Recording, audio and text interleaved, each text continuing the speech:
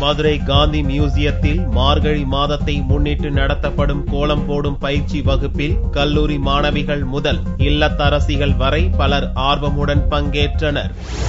தமிழ் மக்களின் கலை மற்றும் கலாச்சாரத்தை வெளிப்படுத்துவதில் கோலம் முதன்மையாக உள்ளது. பெண்கள் காலையில் எழுந்து வீட்டின் வாசல் முன்பு அரிசி மாவினால் கோலமிடுவது தொன்று தொட்டு வரும் மரபாக உள்ளது. எறும்பு போன்ற சிறு உயிர்களின் பசியை போக்குவதற்காகவே அரிசி மாவினால் கோலமிடப்படுகிறது. மேலும் வாசலில் சாணம் மற்றும் மஞ்சள் தெளித்து கோலமிடுவதால் வீட்டிற்குள் விஷப்பூச்சிகள் வருவது தவிர்க்கப்படுவதோடு கிருமி நாசினியாகவும் விளங்குகிறது. கோலங்கள் கலாச்சாரத்தை பிரதிபலித்தாலும் அறிவியல் ரீதியாக பார்த்தால் அதிகாலையில் எழுந்து கோலமிடும் பெண்களுக்கு நல்ல உடற்பயிற்சி மட்டுமின்றி மூளைக்கு புத்துணர்ச்சியையும் ஏற்படுத்துகிறது.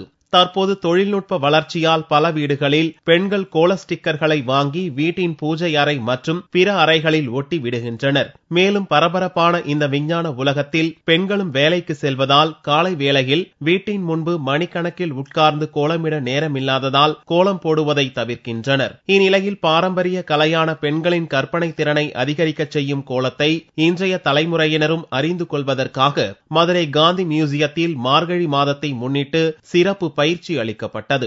இந்த பயிற்சியில் இளம் பெண்கள் மட்டுமின்றி குடும்ப தலைவிகள் பலரும் ஆர்வமுடன் கலந்து கொண்டனர். இப்ப இவங்க லட்சக்கணக்கான கோலம் போடுறதுக்கு சொல்லி கொடுத்திருக்காங்க. மார்கழி மாசத்துல உங்களுக்கு ஓசோன் நிறைய கிடைக்கும். அதனாலதான் அந்த மாசத்துல மோஸ்ட்லி ப்ரிஃபர் பண்ணிருக்காங்க.